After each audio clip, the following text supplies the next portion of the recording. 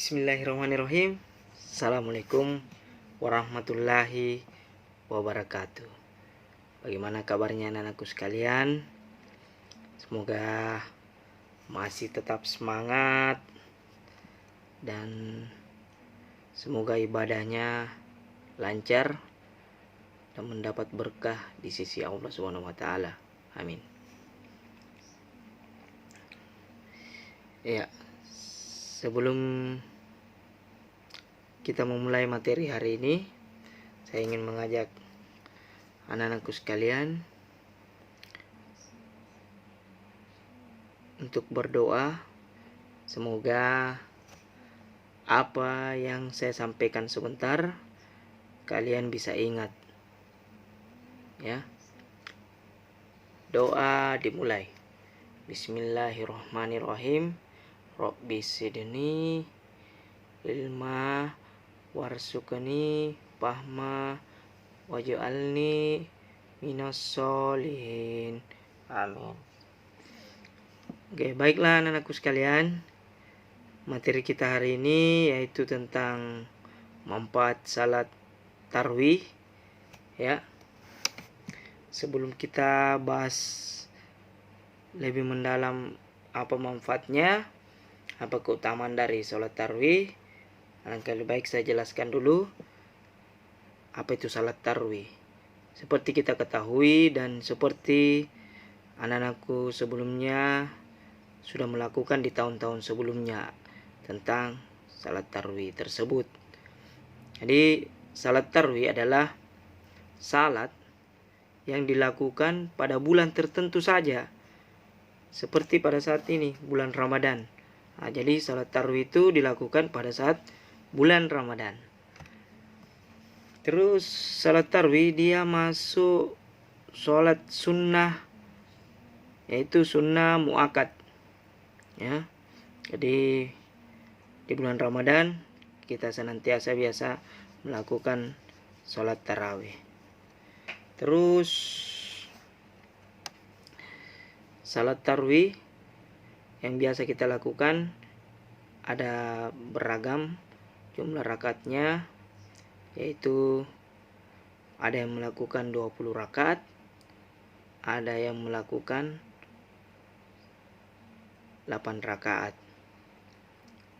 ditambah witir 3 rakaat. Jadi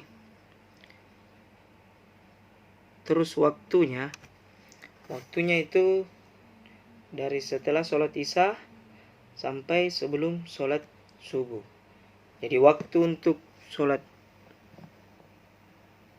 tarawih ini setelah sholat isya sampai sebelum sholat subuh. Itu waktunya.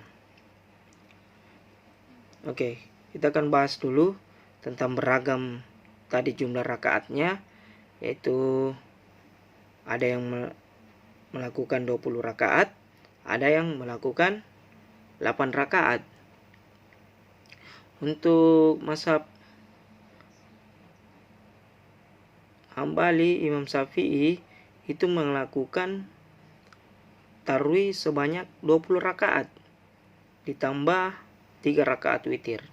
Jadi jumlahnya 23 rakaat. Kenapa kita lakukan sekarang yang 11 rakaat? 8 rakaat ditambah 3 rakaat yang ditutup oleh witir. Ada hadis yang menjelaskan bahwa dari Sayyidatuna Aisyah, tidaklah Rasulullah menambah pada bulan Ramadan dan tidak pula pada bulan lainnya lebih 11 rakaat. Baginda sholat 4 rakaat dan jangan kamu tanyakan tentang bagus dan panjangnya. Kemudian beristirahat lagi dan dilanjut baginda Rasulullah SAW melakukan lagi sholat 4 rakaat dan jangan kamu tanya tentang bagus dan panjangnya. Kemudian setelah 4 rakaat kedua dilakukan, beliau melakukan lagi sholat 3 rakaat. Disinilah hadis yang menguatkan bahwa sampai sekarang kita melakukan sholat 11 rakaat. Jadi untuk masalah rakaatnya ini tergantung kita. Ya, tergantung kita mau 23 rakaat, mau 11 rakaat. Yang penting kita melaksanakan ibadah sholat tarawih pada malam-malam bulan Ramadan. Karena ini kegiatan amalan sunnah kita pada saat bulan Ramadan. Sebagaimana sabda Rasulullah, siapa yang sholat bersama imam sampai ia selesai, maka ditulis untuknya pahala qiyam 1 malam penuh. Terus untuk salat tarawih yang tidak bagus adalah kalau kita tidak melaksanakan salat tarawih. Karena salat tarawih ini pahalanya sangat besar. Pahalanya sangat besar yang dilakukan pada bulan Ramadan. Seperti sabda Nabi, barang siapa ibadah tarawih di bulan Ramadan seraya beriman dan ikhlas, maka diampuni baginya dosa-dosa yang telah lampau. HR Al-Bukhari dan Muslim.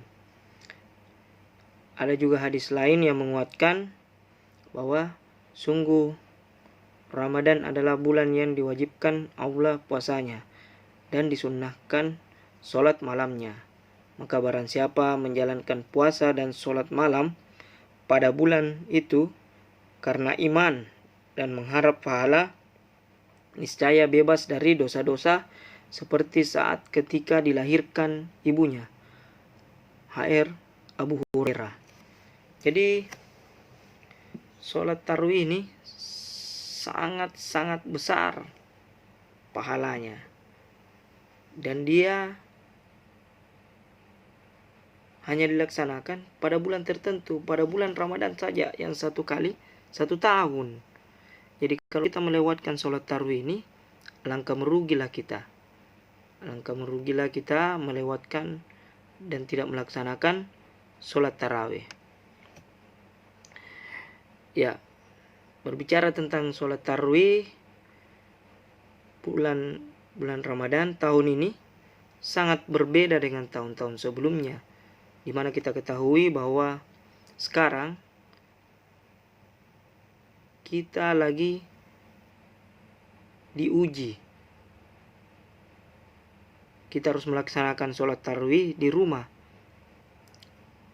Yang tahun-tahun sebelumnya kita melaksanakan di masjid.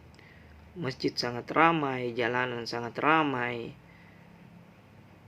Dan betul-betul tarawih tahun ini sangat berbeda. Oke. Tapi ada hal yang sangat ada hikmah yang kita bisa petik bahwa tarawih di rumah itu bisa kita lakukan bersama keluarga. Bahkan kita bisa melakukan ibadah-ibadah bulan puasa bersama keluarga yang biasanya kita tarawih di masjid, berpisah-pisah, tapi sekarang kita semua disatukan dalam satu rumah. Jadi sekarang kita bisa berkumpul melakukan ibadah bersama keluarga. Itu luar biasa sekali. Jadi ada hikmah. Terus sekedar mengingatkan bahwa sholat tarawih ini dilakukan 2 rakaat ya. Jadi sholat tarawih ini dilakukan 2 rakaat dan memberi salam dan dilanjut 2 rakaat sampai 8 rakaat dan dilanjut dengan sholat witir. Jangan lupa sholat witir karena sesuai sabda Rasulullah, jadikanlah akhir sholat malam kalian adalah sholat witir. Jadi sholat witir juga sama dengan sholat tarawih. Dia masuk sunnah muakkad. Terus ada juga keutamaan sholat tarawih dari malam pertama sampai malam terakhir. Jika malam pertama, Allah Subhanahu wa taala akan mengampuni dosa-dosanya seperti bayi yang baru dilahirkan ibunya. Untuk malam kedua, Allah Subhanahu wa taala akan mengampuni dosa-dosanya dan dosa kedua orang tuanya. Dan malam ketiga, malaikat akan memanggil dari bawah ars dan Allah Subhanahu wa taala akan mengampuni dosa-dosanya terdahulu. Malam keempat, pahalanya seperti pahala orang yang membaca kitab Taurat, kitab Zabur, kitab Injil, dan kitab suci Al-Quran. Malam kelima, Allah Subhanahu wa taala akan memberikan pahala seperti orang yang sholat di Masjidil Haram dan Masjidil Aqsa. Malam keenam, Allah Subhanahu wa taala akan memberikan pahala seperti orang tawaf di Baitul Ma'mur. Dan 7, Allah Subhanahu wa taala akan memberikan pertolongan seperti pertolongan Allah Subhanahu wa taala kepada Nabi Musa dari Fir'aun dan Hammam. Malam ke-8, Allah Subhanahu wa taala akan memberikan pahala seperti pahala yang telah Allah Subhanahu wa taala berikan kepada Nabi Ibrahim alaihissalam. Malam ke-9, Allah Subhanahu wa taala akan memberikan pahala seperti pahala ibadahnya Nabi Muhammad SAW. Masuk malam ke-10, Allah Subhanahu wa taala akan memberikan rizki kebaikan dunia akhirat. Malam ke-11, ketika ia keluar dari dunia seperti baru dilahirkan dari perut ibunya. Jadi setiap malam ada keutamaan-keutamaan tersendiri dari sholat tarawih tersebut, mulai malam pertama sampai malam terakhir. Ya. Jadi saya mengajak anak-anakku sekalian, tolong jangan tidak melakukan sholat tarawih. Apalagi ini 1 tahun dilakukan saja pada bulan Ramadan. Dan jangan cemberut, jangan malas, karena kita diuji karena pandemi sekarang ini yang kita alami, yaitu corona. Malah itu membuat kita lebih semangat karena kita bisa lebih banyak melakukan ibadah seperti sholat tarawih. Kita bisa melakukannya dengan ayah, bunda, serta keluarga lainnya yang kita satu rumah ya. Jadi jangan pernah malas, jangan pantang semangat, harus tetap semangat untuk menjalani dan mengamalkan sunnah-sunnah di bulan Ramadan. Apalagi bulan Ramadan ini, ayo lakukanlah banyak-banyak amal-amalan. Terus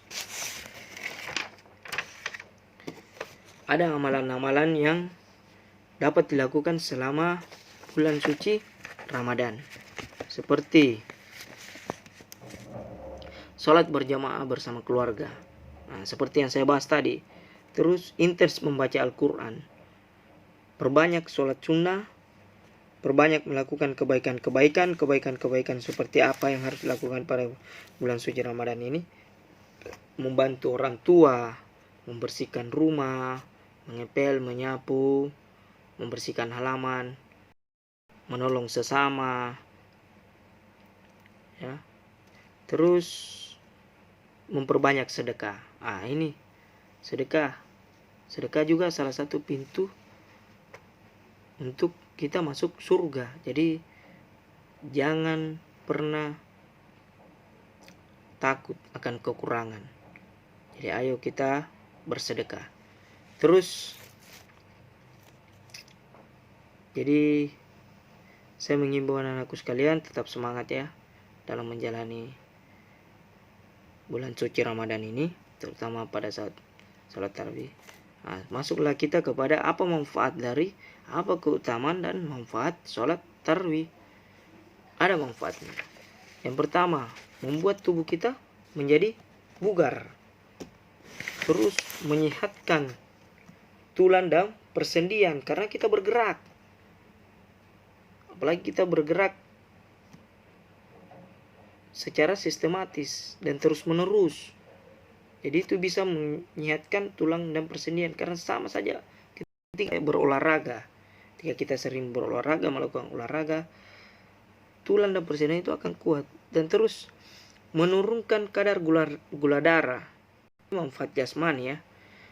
Terus membakar kalori, meningkatkan fungsi otak, menghilangkan stres. Jadi manfaatnya menghilangkan stres, meningkatkan mood, menjaga kesehatan jantung, meningkatkan daya tahan tubuh, meningkatkan stamina, menjaga berat badan, dan banyak lagi manfaat-manfaat dan keutamaan-keutamaan ketika kita melakukan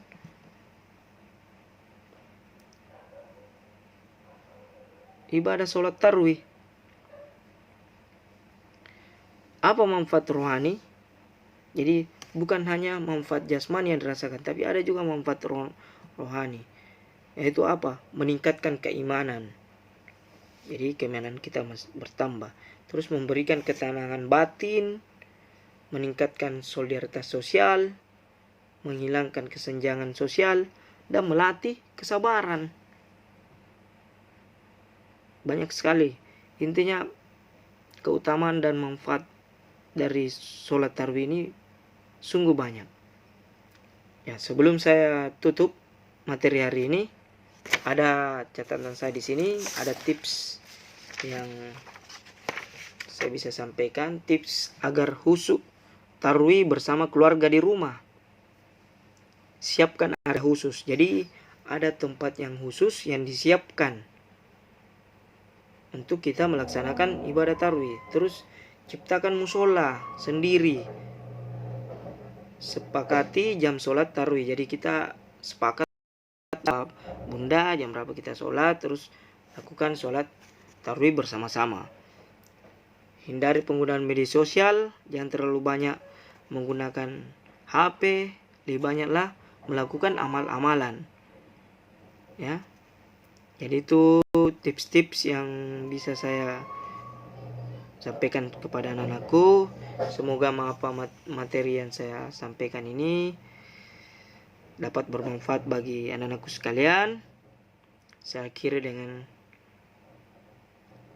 ucapan Alhamdulillah. Assalamualaikum warahmatullahi wabarakatuh.